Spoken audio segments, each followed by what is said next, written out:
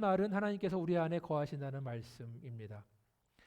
네, 몇 주 만에 우리가 다시 로마서 8장으로 돌아왔습니다. 여러분들 지난 10월부터 로마서 8장 말씀으로 제가 강해식으로 연속 설교를 했는데 기억들 나십니까? 아멘 하신 분도 있습니다. 혹시 여러분들 계속해서 암송하고 계십니까? 말씀. 네. 암송을 한다는 것은 계속 말씀을 가까이 하고 말씀으로 여러분 참 암송하기 쉽지 않습니다. 저도 암송할 때 참 이 로마 8장을 지금 암송하고 있으면서 참 이게 머릿속에 안 들어오는구나. 그런데 말씀이 내 이 속 자아를 깎는구나라는 생각을 했습니다. 이것이 마음에 새겨져야 암송이 되는 것이고 그것이 우리의 인생을 바꾸는 줄 믿습니다. 오늘 본문은 25절부터 27절까지 말씀입니다. 특별히 오늘 성령 하나님에 대해서 말씀을 나누려고 합니다. 로마서 8장을 보시면 아주 이 8장이 특징적인 것이 성부 하나님, 성자 하나님, 그리고 성령님 이 하나님에 대해서 아주 많은 것들을 가르쳐주고 있습니다. 특별히 성령님에 대해서, 역사에 대해서 말씀을 많이 하고 있습니다. 그리고 오늘도 성령님에 대해서 우리가 말씀을 나눌 예정입니다.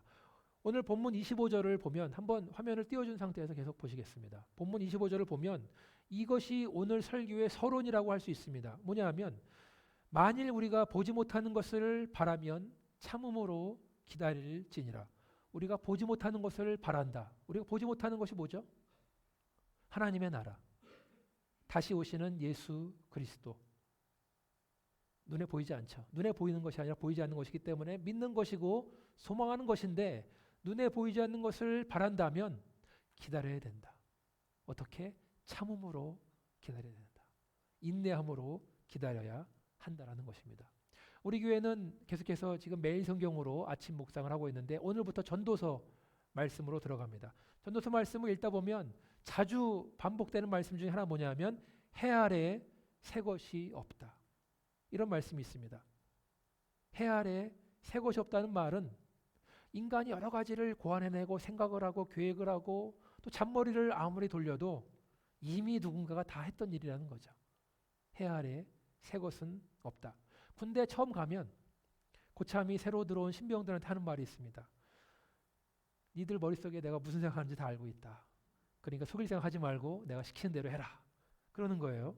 근데 저는 군대 생활하면서 그 말을 참 공감했습니다. 왜냐하면 군대 가서 자대 배치받아서 하는 일이 뭐냐면 늘 똑같은 시간에 먹고 자고 일하고 집합 걸려서 군기 당하고 이게 똑같이 돌아가는 겁니다. 일어나는 시간이 똑같고 밥 먹는 시간이 똑같고 똑같은 사람 만나서 일하고 잠자는 시간이 똑같고 간식 먹는 시간이 똑같고 그러다 보니까 사람의 삶이 단순해지고 생각도 단순해집니다. 그래서 고참이 볼 때는 니들 이런 생각하고 있지 다 알고 있는 겁니다. 쫄병들은 무슨 생각을 많이 하고 있냐? 아우 배고프다 맛있는 거 없나라는 생각을 많이 합니다. 군대를 다녀온 지 40년 지나신 분들이나 30년이나 10년이나 5년이나 하는 말은 다 똑같습니다. 그래서 여자들이 하는 말이 이거죠. 제일 싫어하는 이야기가 남자들이 제일 싫어하는 게 3등이 군대 얘기하는 거, 2등이 축구 얘기하는 거, 1등은 뭘까요? 군대에서 축구한 얘기하는 거를 제일 싫어한다고 합니다. 그것만 얘기하는 겁니다. 지금 해 아래 새 것이 없다 그랬는데 이 말을 뒤집어 보면은 해 위에는 새 것이 있다라는 겁니다. 다시 말해서 해 아래 살고 있는 인간의 역사를 볼 때 야 훌륭하고 많은 것을 이루는 것 같지만 해 위에 계신 하나님의 역사랑 비교해 볼 때는 아무것도 아니라는 말씀입니다. 인간이 쌓아놓은 이런 업적들 여러분 자연재해가 닥치면 다 무너져 버리는 겁니다. 팬데믹 하나로 몇 년 동안 온 세계가 지금 몸살을 앓고 있지 않습니까? 그래서 해 아래 살고 있는 인간은 그 능력이 유한하고 지혜도 짧고 100년도 못 살고 그러나 하나님 나라에서 우리들은 영생을 하는 줄 믿습니다. 우리가 믿는 사람들이 처한 문제, 우리가 처한 고민은 여기서 출발하는 것입니다. 우리는 이미 예수를 믿고 구원받았기 때문에 하나님 나라의 시민이요 하나님의 자녀들입니다. 그렇지만 우리가 살고 있는 이 지상은 아직까지 하나님의 완벽한 통치, 완벽한 삶이 있는 것은 아닙니다. 아직까지 우리는 완벽한 완전 하나님 나라에 들어간 것이 아니기 때문에 그렇습니다. 우리 육신이 수명을 다해서 죽을 때까지는 이 싸움은 계속되는 것입니다. 그래서 이걸 다른 말로 하면 이미 오신 하나님의 나라 already와 아직 오지 않은 하나님의 나라 not yet 이 사이에 지금 있다는 것입니다. already 이미 하나님의 나라는 예수님께서 오신 2000년 전에 이 땅에 오심으로써 임마누엘의 하나님이 우리와 함께 하신다.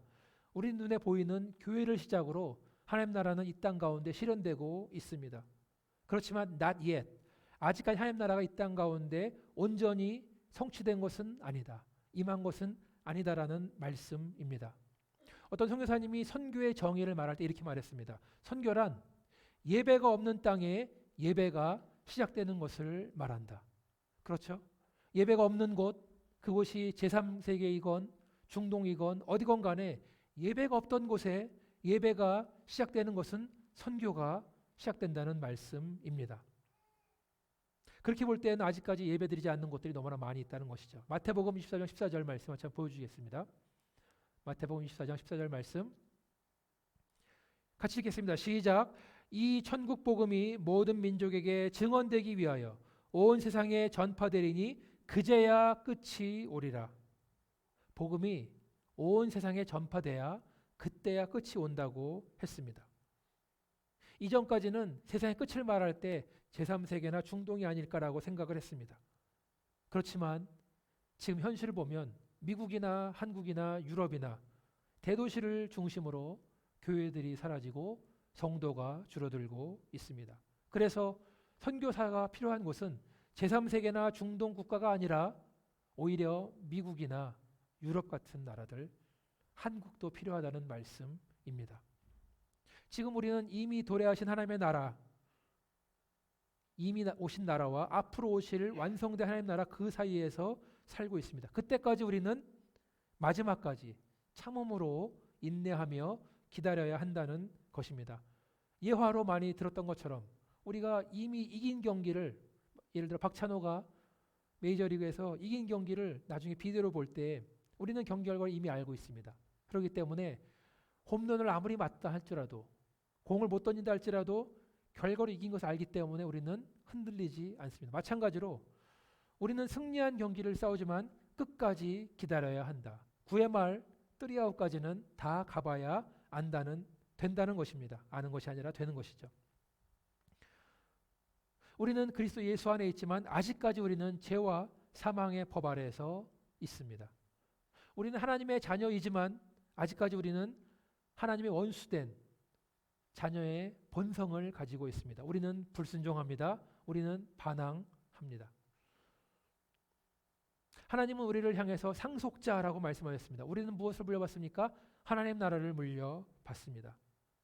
그렇지만 우리는 눈에 보이지 못하는 것들을 하나님 나라를 믿음으로 계속 보는 것이 아니라 자꾸 우리 눈에 보이는 것들, 육신의 정욕, 안목의 정욕, 이생의 자랑 속에서 헤매고 있을 때가 많이 있다는 것입니다. 이것이 바로 성도들이 처한 고민이요 갈등인 것입니다.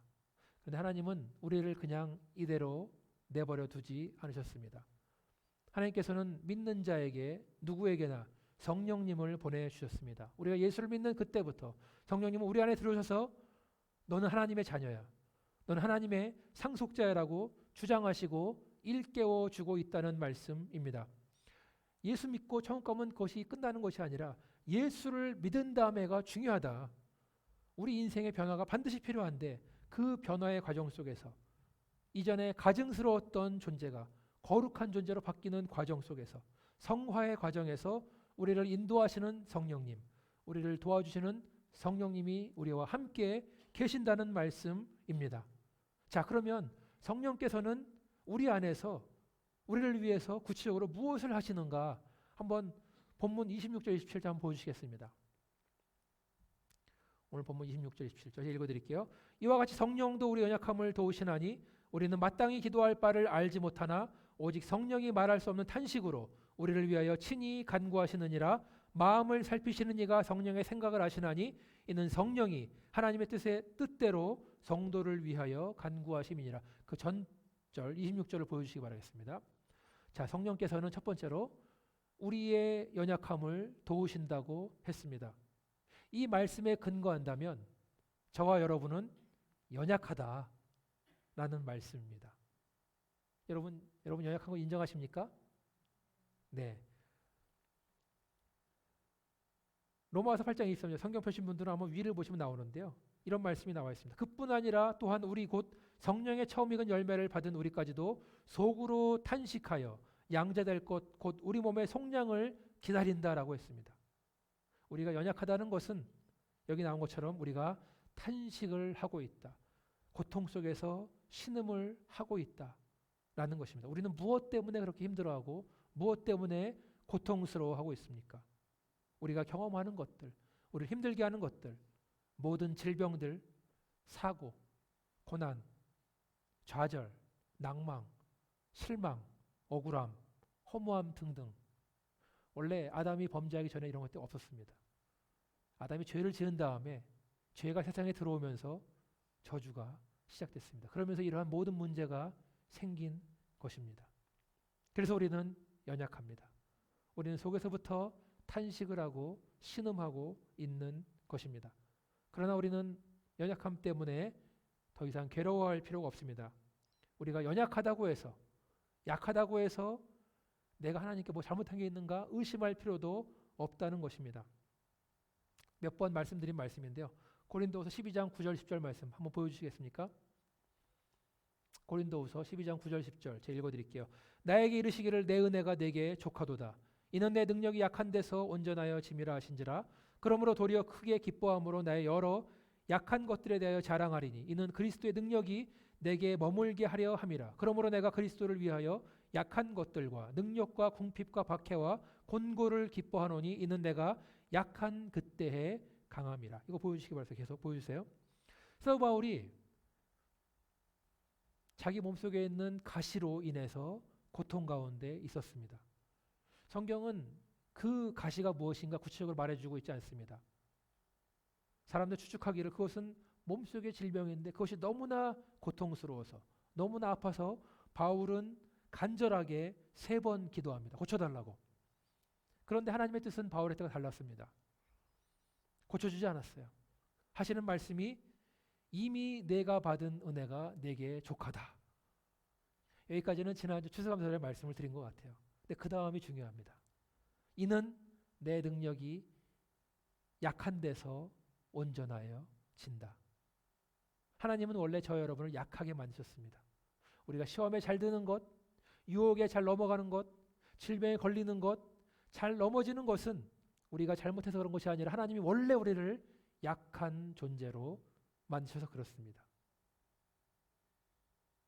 그래서 하나님은 우리를 사용하실 때 우리를 무쇠처럼 단단하게 바꿔서 사용하시는 것이 아니라 하나님의 방법은 우리를 연약한 그대로 두시는 거예요. 그래야 하나님의 능력이 온전히 드러나기 때문에 힘을 다 빼야지 하나님이 힘을 발휘하신다는 겁니다. 바울의 고백처럼 내가 연약해야 그리스도의 능력이 내 안에 머물다는 것입니다. 내가 힘을 쓰면 내가 강하면 그리스도의 능력은 내 안에 없다라는 것입니다. 10절에 보니까 이렇게 나와 있는 거죠. 내가 그리스도를 위하여 약한 것들, 능력과 궁핍과 박해와 본고를 기뻐한다. 왜? 이는 내가 약한 그때에 강하기 때문이다. 내가 약해야 그리스도의 능력이 온전히 나타나기 때문이라는 것입니다. 바울은 이 놀라운 비밀을 깨달은 것입니다. 언제? 내 기도를 들어주지 않았을 때. 3번 간절히 기도했는 하나님께서 너한테 준 은혜가 족하다라고 말씀했을 때 그것을 깨달은 겁니다. 내가 약해야 예수의 능력이 드러나는구나. 크리스천의 위기가 무엇입니까?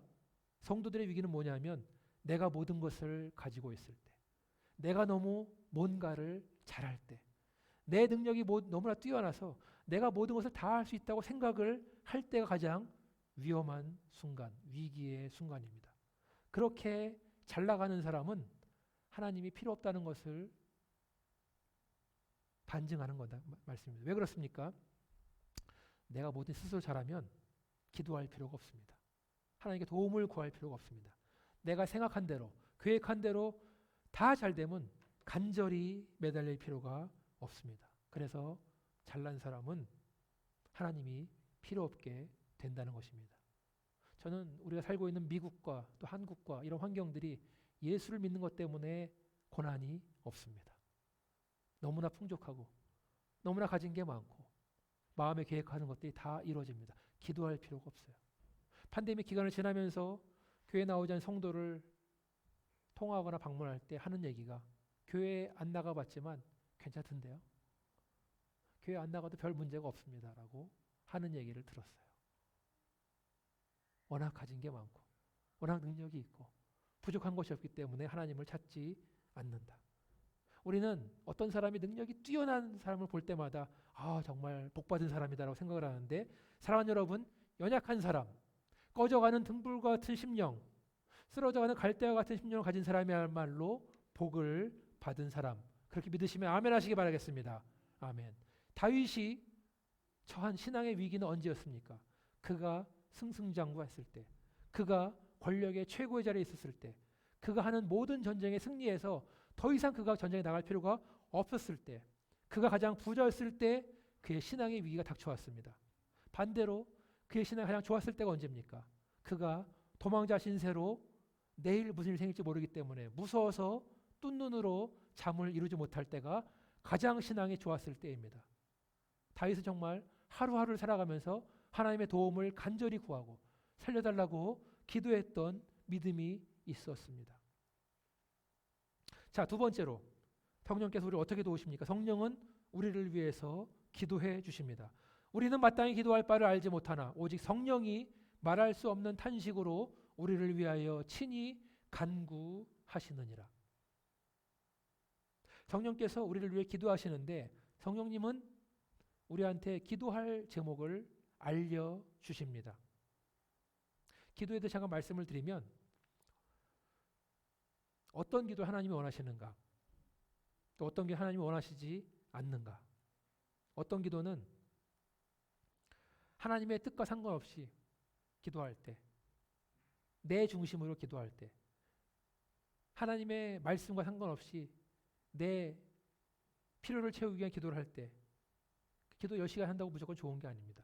그러나 하나님이 원하시는 기도를 짧게 하더라도 그것이 더 낫다는 것입니다. 엉뚱한 기도보다도, 방향이 틀린 기도보다도 성경에서 그런 기도를 중언부언이라고 말하고 있습니다. 하나님이 원하시는 기도를 해야 됩니다. 근데 우리가 주로 하는 기도는 어떤 기도입니까? 내가 좀 잘 돼야겠습니다. 건강 주십시오. 사업 잘 되게 해주십시오. 돈 많이 벌게 해주십시오. 성공하게 해주십시오. 우리 애들 잘 되게 해주십시오. 좋은 대학 가게 해주세요. 좋은 직장 구하게 해주세요.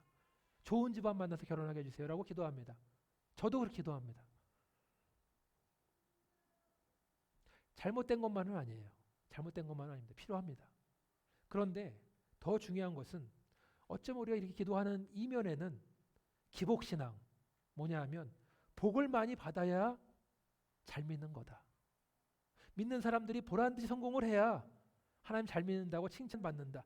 이러한 생각이 있다면 문제라는 말씀입니다. 그럴 수 있습니다. 예수 잘 믿은 다음에 병도 낫고 사업도 성공하고 부자 될 수 있습니다. 나쁜 것이 아닙니다.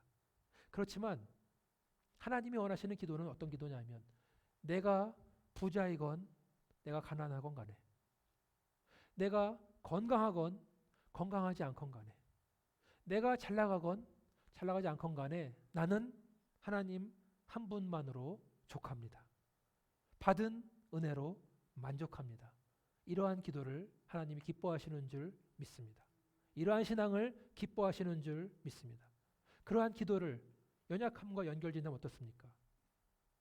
전의 기도 같으면 하나님 나를 강하게 해주셔서 내가 좀 뭔가 좀 돈 좀 많이 벌고, 그런 말 많이 들었어요. 제 친구들도 하나님 10억만 주시면 내가 1억 헌금할 텐데, 그런 사람 치고 한 명도 없어요. 내가 좀 뭔가 하나님 주시면은 내가 정말 신앙생활 제대로 해볼 텐데, 그런 기도가 아니라 하나님 저는 보잘것없고 약하고 흔들리고 초라합니다. 그러나 나를 통해서 하나님의 뜻이 이루어지기를 간절히 원합니다. 우리 이아브람 목사님 한국에 계신데요. 목사님께서는 당신의 병 때문에 기도하지 않는다고 하지 않았습니까? 그것은 기도를 못해서가 아니라, 안 믿는 것이 아니라 병에 걸리든 걸리지 않든, 병이 낫든 낫지 않건 간에 하나님의 뜻대로 되기를 원한다라는 믿음이에요. 그래서 우리가 목사님 존경하는 것이 아니겠습니까? 제가 우리 교회가 지금 오늘부터 전도서 말씀으로 묵상한다고 했는데요. 전도서 전체 흐르는 주제는 이겁니다. 솔로몬의 고백. 헛되고 헛되고 헛되고 헛되다. 솔로몬이 어떤 사람입니까? 인간의 역사상 가장 부자가 바로 솔로몬입니다. 자기 아버지 다윗 왕이 그 평생 쌓아놓은 공로 때문에 그는 가장 큰 부자가 됐고 군대도 가장 컸고 부인들도 많았고 하고 싶은 거 다 해보고 인간이 누릴 수 있는 호사란 후사는 다 누려본 사람 아니겠습니까? 그런 솔로몬이 나중에 고백하는 것은 바로 인간의 그러한 삶이 헛되고 헛되고 헛되고 헛되다. 다시 말씀드리자면 하나님 외에는 복음 외의 삶은 다 헛되더라 라는 말씀입니다. 그래서 어쩌면 우리가 간절히 바라는 기도가 어떤 기도냐면 솔로몬의 영광을 바라보며 그것을 좀 내가 좀 얻을 수 없을까라는 기도. 마태복음 6장 29절로부터 32절 한번 같이 보시겠습니다. 마태복음 6장 29절. 그러나 내가 너에게 말하노니 솔로몬의 모든 영광으로도 입은 것이 이 꽃 하나만 갖지 못하느니라. 오늘 있다가 내일 아궁에 던져지는 들풀도 하나님이 이렇게 입히시거든 하물며 너희일까 보냐 믿음이 작은 자들아. 그러므로 염려하여 이르기를 무엇을 먹을까 무엇을 마실까 무엇을 입을까 염려하지 말라. 이는 다 이방인들이 구하는 것이라. 너희 하늘 아버지께서 이 모든 것이 너에게 있어야 할 줄을 아시느니라. 아멘. 우리가 천국에서 누릴 영광은 솔로몬이 가진 모든 영광과 비교할 때 너무나 크고 위대하다는 말씀입니다. 솔로몬이 누린 그 영광은 차라리 들에 핀 백합보다도 덜한 영광이다라고 말씀하고 있습니다. 그리고 하나님께서는 우리의 필요를 다 아시기 때문에 우리가 먹고 마시고 입어야 될 필요를 다 아시기 때문에 여러분 하나님이 인색하신 분이 아니십니다. 일부러 굶기고 일부러 고생시키고 일부러 하시는 게 아니에요. 하나님 사랑하는 자녀들이 잘 먹고 잘 살기를 원하시죠. 그러나 각자의 삶 속에서 하나님의 연단이 있고 하나님의 인도하심이 있는 것입니다. 부요함도 처할 줄 알고 가난에도 처할 줄 알고 배부름에도 처할 줄 알고 배고픔에도 처할 줄 알고 항상 기쁠 때도 있고 슬플 때도 있는 것이 바로 그 속에 하나님을 찾는 것, 그 훈련 가운데 있기 때문에 고난이 있다는 말씀입니다. 그래서 우리는 더 이상 무엇을 먹을까 무엇을 마실까 입을까를 위해서 기도할 필요가 없다. 그럼 뭘 위해 기도합니까? 하나님이 원하시는 기도. 그 다음 절에 나오죠. 그런즉 너희는 먼저 그의 나라와 그의 의를 구하라. 그리하면 이 모든 것을 너희에게 더하신다. 우리가 하나님 나라 하나님의 의를 구할 때 나머지는 보너스로 주신다는 말씀. 할렐루야. 아멘.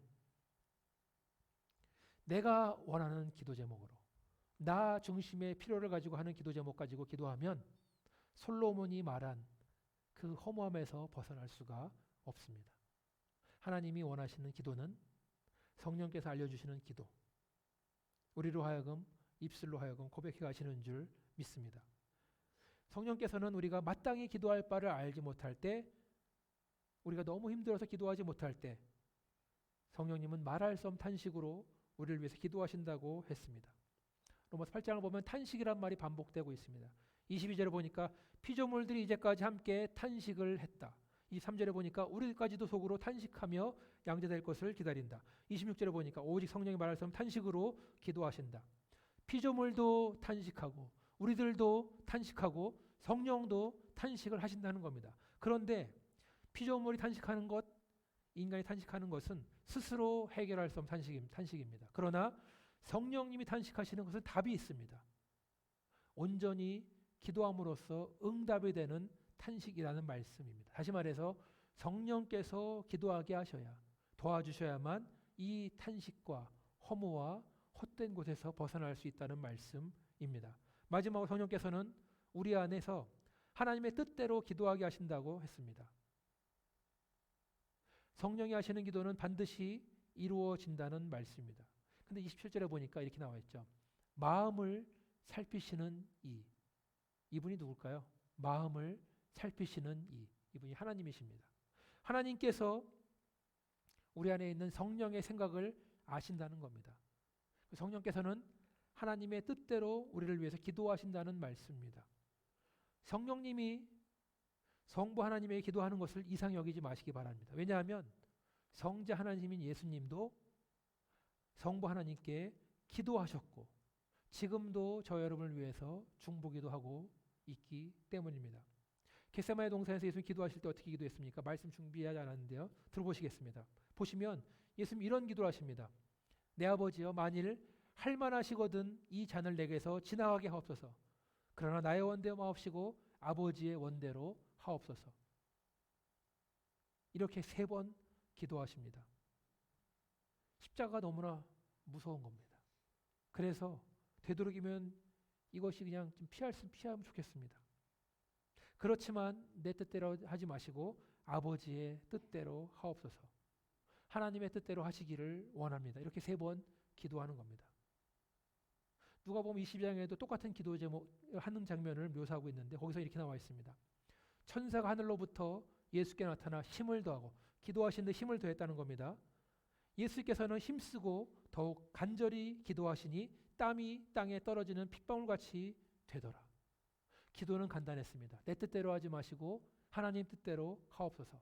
그러나 간절한 기도였습니다. 힘쓰고 애써 더욱 간절히 기도하시니 땀이 땅에 떨어지는 핏방울과 같더라.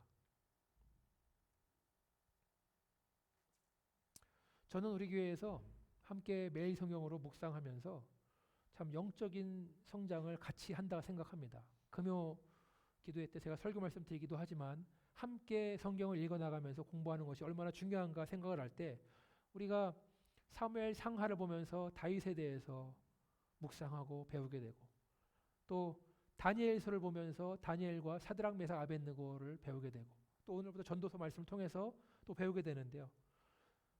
지난주까지 묵상해서 다니엘서에 나오는 여러 가지 놀라운 일들 가운데 사드락 메삭 아벳느고가 처한 상황 속에서 이런 일이 있죠.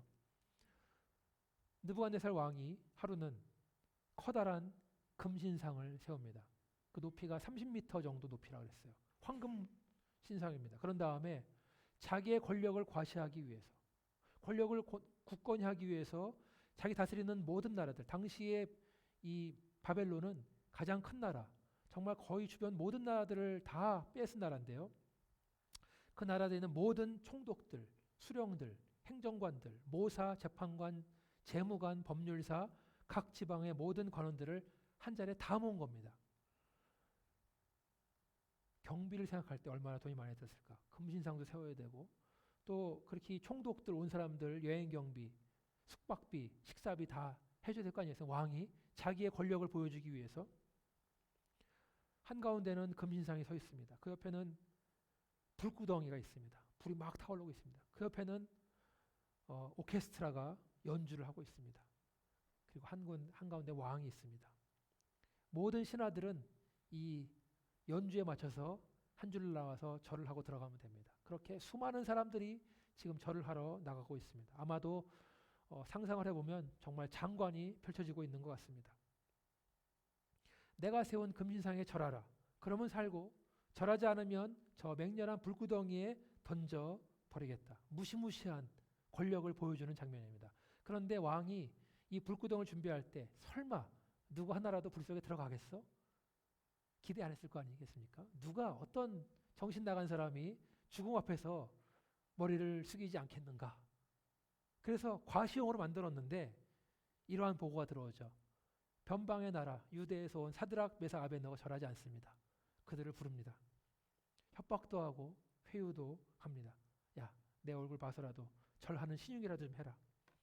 이거 다 형식적인 것, 의식적인 거 아니겠냐? 의미를 두지 말고 그냥 요식행위로 까딱 고개만 숙으려라. 아니면 너랑 나랑 그동안 서로 알아온 시간이 있는데 인간적으로 좀 봐주면 안 되겠냐라고 했을지도 모르겠습니다. 그러나 이들의 대답은 단호합니다.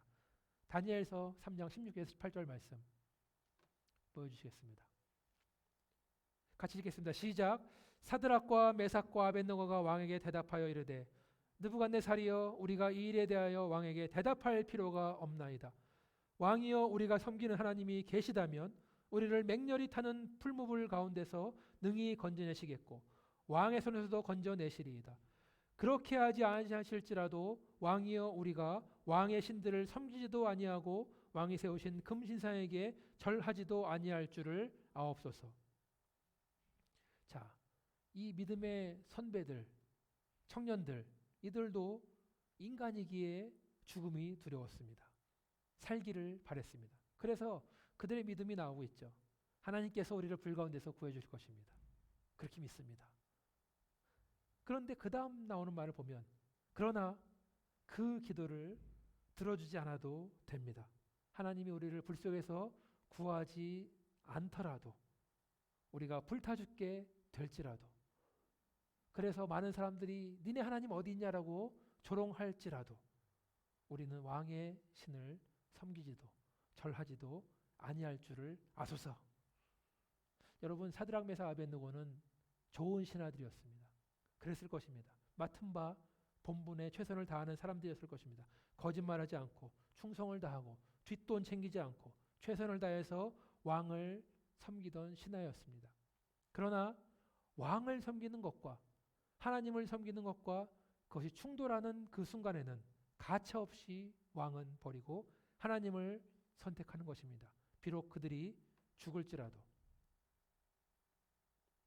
하나님은 우리가 살아남아서 뭔가 좋은 일을 하기 원하지 않으실까? 다 잘 살자고 하는 건데 고개만 숙이는 괜찮지 않을까라는 타협과 유혹이 있었습니다. 그러나 그들은 결단을 내립니다. 불 속에라도 들어가겠다. 이들에게는 성령이 함께 하셨습니다. 하나님이 기뻐하시는 신의 결단을 내리도록 도와주신 것입니다. 믿으시면 아멘 하시기 바라겠습니다. 아멘. 여러분 존 버년이란 이름 들어보셨습니까? 존 버년은 영국 침례교 목사님인데 우리에게 잘 알려진 철로역정이라는 책을 쓴 분이십니다. 그런데 존 버년이 이 철로역정 어디서 기록한지 아십니까? 바로 감옥에서 기록을 했습니다. 그는 왜 감옥에 갔습니까?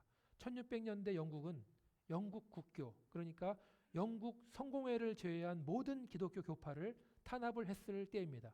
침례교 목사인 존 버년 또한 감옥에 들어갔는데 그에게 네가 만약에 침례교 목사로 복음을 전하지 않는다면, 침례교 목사로 설교하지 않는다면 풀어주겠다라는 제안을 합니다. 그러나 그는 그러한 회유, 그러한 타협 속에서, 유혹 속에서 맞서서 12년 동안 감옥에서 수감 생활을 했다는 것입니다. 그 당시 존 버년에게는 젊은 아내와 어린 4자녀들이 있었습니다. 그 자녀 중 하나는 장님이었습니다. 어느 때보다도 가장이 필요하고 아버지가 필요한 시기였습니다. 그러나 존 버년 목사는 목사로서 설교를 하지 못한다면, 복음을 전하지 못한다면 차라리 감옥에 있겠다라고 선택을 한 것입니다. 그는 가족 돌보기를 포기한 것입니다. 고민 많이 했을 것입니다. 눈물도 많이 흘렸을 것입니다. 그러면서 성령의 인도하심을 구했을 것입니다. 한 여자의 남편으로서, 내 아이들의 아버지로서 역할이 중요하지 않을까 생각도 많이 해봤을 것입니다. 존 버년 목사가 그런 고민 안 했겠습니까? 똑같은 사람인데. 그러나 그는 이러한 상황 속에서 감옥에 남아있기로 결정을 합니다. 사드락, 메삭, 아벳느고처럼, 사도 바울처럼, 예수님처럼. 똑같은 목사라는 타이틀을 가지고 있는 저로서는 너무나 부끄러운 모습임을 여러분에게 고백을 합니다. 사드락, 메삭, 아벳느고도 그렇고 사도 바울도 그렇고 존 버년도 그렇듯이 이들은 자기가 처한 상황에 대해서 어떻게 할까 고민을 많이 했을 것입니다. 눈물도 많이 흘렸을 것입니다. 답답하고 아쉽고 외롭고 그리고 기도했을 것입니다. 어쩌면 처음에 기도의 출발은 나 중심으로 출발했을지도 모르겠어요. 그러나 하나님의 뜻은 그들의 기도를 바꾸시는 것이었습니다. 나 중심적인 기도에서 하나님 중심의 기도로 바꾸신 것입니다. 그래서 인간적으로 내리기 힘든 결정, 믿음의 결정, 죽으면 죽으리라, 이러한 결정을 내리게 된 줄 믿습니다. 성령의 인도하심이었습니다. 성령께서는 우리의 믿음의 선배들 안에서 그들의 연약함을 아시고 말할 수 없는 탄식으로 기도하시고 그들의 기도가, 그들의 삶이 하나님의 기뻐하시는 삶이 되도록 인도하신 줄 믿습니다. 저 여러분 안에 성령께서 계십니다.